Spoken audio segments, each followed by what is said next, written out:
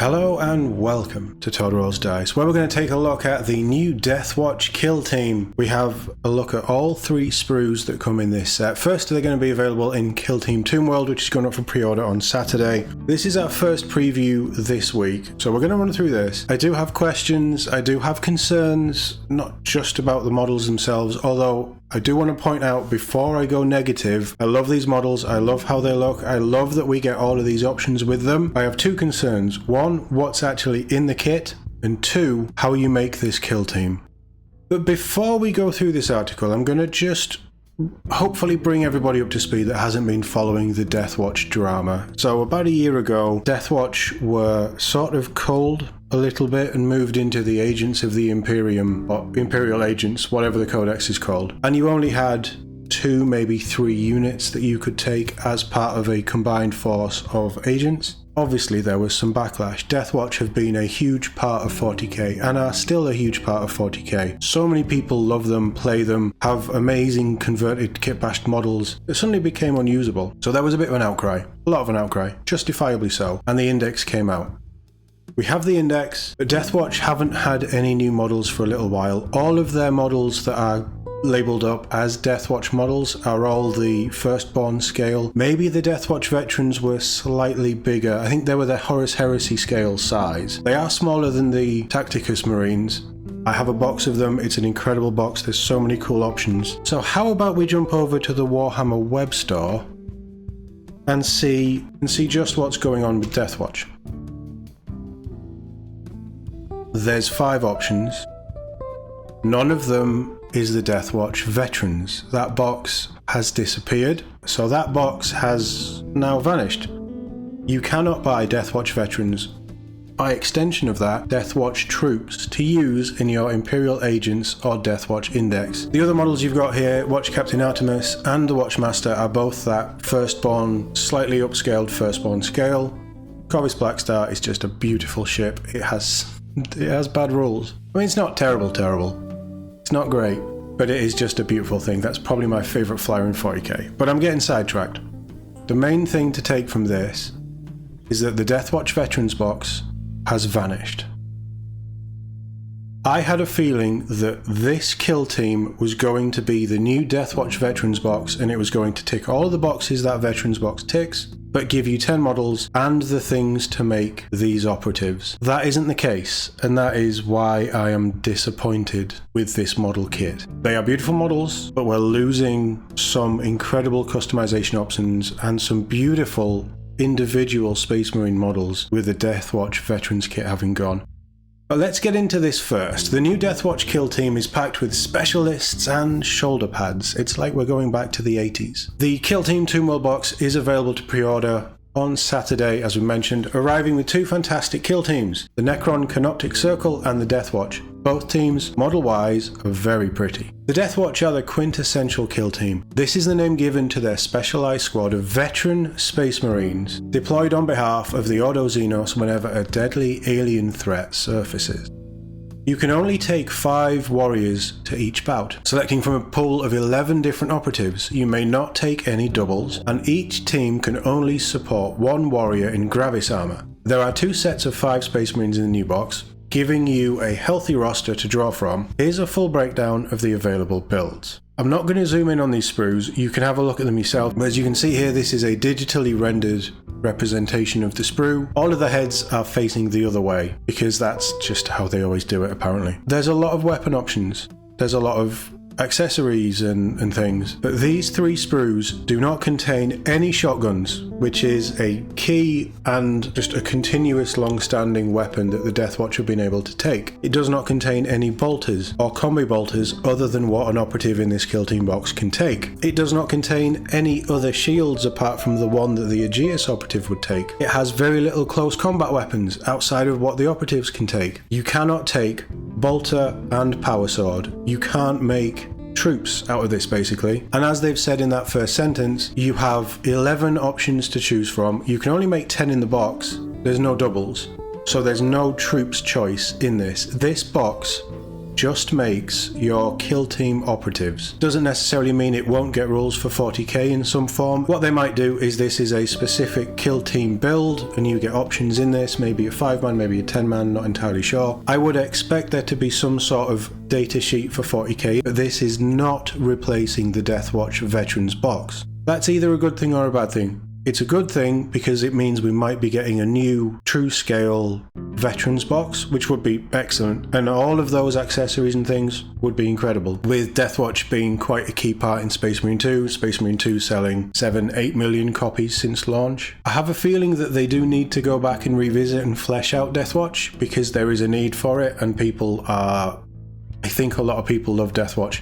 Even people who don't necessarily care for Space Marines like Deathwatch, I think. But this box isn't a replacement. So I was wrong on that, I thought it might be, but we're losing so many different weapon options and so much customization because that Veterans box is gone. But let's talk about the team. So this is how you're going to be building your team.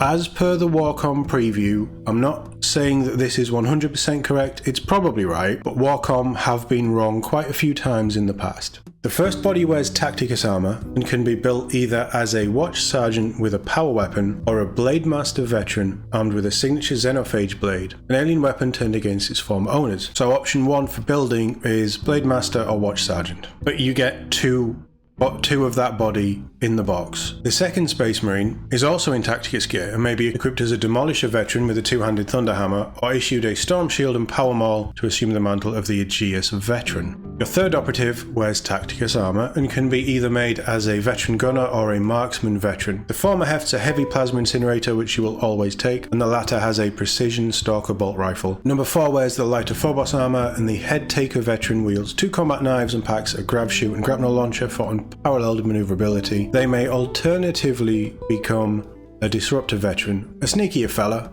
equipped, I just love that line, sorry, weird. A sneakier fella equipped with a Marksman Bolt Carbine and an advanced Omni Scrambler. I'm going to ignore the stars because they don't actually add any relevant information to this article. So your Head Taker or your Disruptor, one's close combat and one is going to be basically your Auspex ++, and that Marksman Bolt Carbine probably gives you a lethal 5-up as well. Finally, the Gravis armor pattern comes with 3 options. Make a choice between the Horde Slayer veteran with the Infernus pattern heavy bolter, thing of beauty, the frag cannon toting Bombard veteran, or the Breacher veteran who uses melter bombs to obliterate armored targets and rattles off the rest with a Hellstorm bolt rifle. That Hellstorm bolt rifle also has a grenade attached, an auxiliary grenade launcher there, so you will probably get some access to grenades. It's an interesting question because obviously this is your big light infantry or horde army threat. The Bombard and the Breacher sound like they have a similar role, certainly delivering that heavier firepower, so it might not be a huge choice between Bombard and Breacher, but Horde Slayer might be very different, and depending on who you're going into, that's where your choice is going to be. As they've already stated, you can only make 2 of the Gravis models in this box, so either the other one is magnetized and you just switch out whichever arm you need to switch out. It looks like that is the same arm for both. In fact, we might be able to see that on the sprue actually. So if that is the case, you build one with that arm fixed and then you have this magnetized potentially, or you just magnetize 2 arms and you switch between whichever weapon and the Breacher. Or if you have the Gravis armor body lying around, you can use that and it works. It's fine. Gravis armor's Gravis armor. That would give you an option for all 3 if you didn't want to mess around with magnets. Deciding on a role for your operatives is only the start. There's a wide choice of 16 helmeted and unhelmeted heads across the sprues, and the operatives are also compatible with most of the other Space Marine heads in the range. It's the standard Space Marine connector that will run with pretty much anything but push fit, and even push fit you can make it work. It's good, they should be fully compatible with pretty much every other range, but there's a nice variety of heads representing a lot of different chapter styles, let's say. But this is all good, I like seeing this stuff in these kits.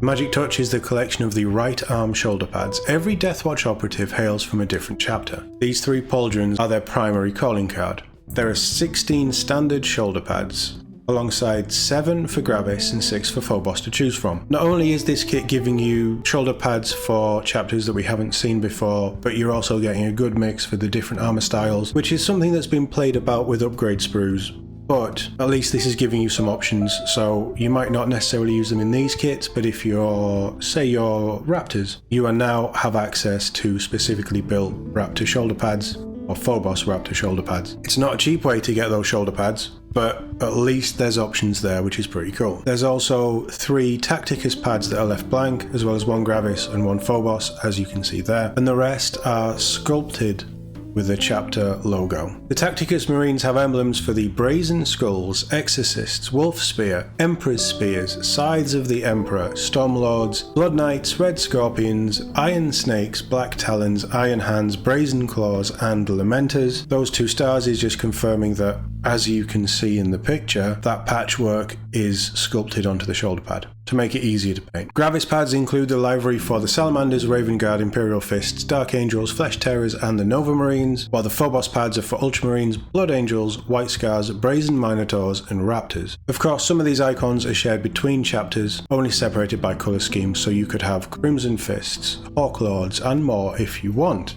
According to Warcom, this kit is a brilliant resource for kit bashers and Deathwatch aficionados alike, and there's somebody at Warcom who is waiting for these to be released. It's good customization options, but it isn't a replacement for the Deathwatch Veterans kit. Looking at this, so that backpack, let's just have a look. So the backpack is the same. You've got different weapon chassis, obviously. Yeah, I don't know. I'm not entirely sure about the Gravis ones. That might be very much something that we look at in the review. But looking at them, no, maybe you can. It might even be easier than that. You can only take 1 Gravis at a time, but it looks like once you've built the guns, it looks like you might just be able to work out how to magnetize the guns and have those arms and just switch out the weapons. Potentially. We'll have to see. That's something that we'll play about with once we have the sprues in hand and we get a better look. I mean, this isn't a bad look, but sometimes it's nice to just have the plastic, isn't it? But my concern with army building, having gone through this and having reread it, is you can build this body this way or this way. You get 10 bodies in there, so if we ignore the Breacher for a second, you can build a Horde Slayer and a Bombard, you can build the Gunner and the Marksman, the Head Taker, the Disruptor, the Demolisher, the Aegeus, the Watch Sergeant, and the Blade Master. You can build all of these, so while it's saying your build options are, it's not strictly true. And looking at the models, they are generic Space Marine arms, as they should be. They will fit on any body, so you don't even need to use these bodies as they've built them here. You can mix and match the bodies as well. Tacticus to Tacticus, obviously.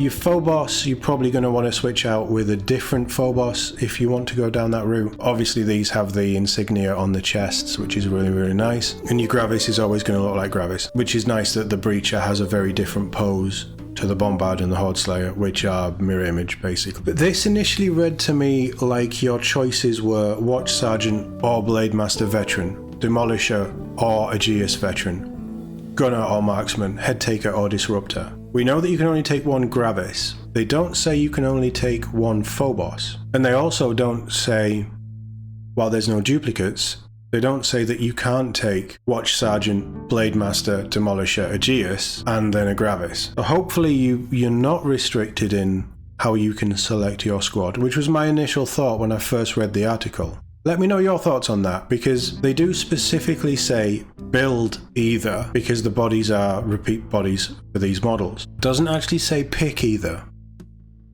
I don't know, I have more questions now. What we really want to know is which operatives you can pick. It should be a Watch Sergeant and then 1 Gravis and any other 3 of all of these 8. 6. 7, because there's the Blade Master there as well. And then you can really specialise. If you want an all melee squad, you can take the Head Taker, the Blade Master, the Demolisher, the Aegeus. You haven't got any heavy armour, but still. Or if you wanted to go ranged, you've got your Watch Sergeant, and then you can take, say, the Bombard, Gunner, Marksman, Disruptor. You know, really customise this team as much as you want, because there's so many operative choices. I think the models are amazing. I'm looking forward to building them. I'm looking forward to maybe kit bashing some of the other elements. It's good that they're reiterating heads will work on most Space Marine bodies and other Space Marine heads will work with this. Same with the shoulder pads. That should always be a given, in all honesty. I am concerned about what this box is though, because this is the first box that is truly dedicated to kill team operatives. There's no obvious 40k troop option in this, and with the Deathwatch veterans not being available anymore, I'm interested to know if that means we're getting a new one, or if Deathwatch is slowly being got rid of, and it will just be this kill team box that is dedicated to kill team. But like I mentioned earlier, this isn't to say that they won't get some sort of data sheet that has weapons for each of these operatives, and it is such a specialised 5-man or 10-man squad that you have 10 different weapons for, different weapon options for each model, and that would be a hell of a confusing unit to play with, but it would also be quite fun and Deathwatchy. But I'm disappointed with this. The team selection I don't think is what I initially thought, so that puts my mind at ease a little bit. But I'm disappointed there's no shotguns, I'm disappointed there's no other shields, and I'm disappointed that there's no other real melee weapons. There's no power swords outside of the Watch Sergeant. You can't take a couple of troops with power sword shield or bolter shield or like the real Deathwatch stuff that made that veterans box unique. I am disappointed in that, but it doesn't take away from these models, and it doesn't take away from how you'd play them in kill teams. That is just a wider 40k thing. But we'll see, who knows? I'd love to know what you think about this in the comments below. Are you still looking forward to the Deathwatch if you were, and are you planning on picking up Tomb World? Let me know below. As always, thank you very much for watching, and I'll see you all in the next one.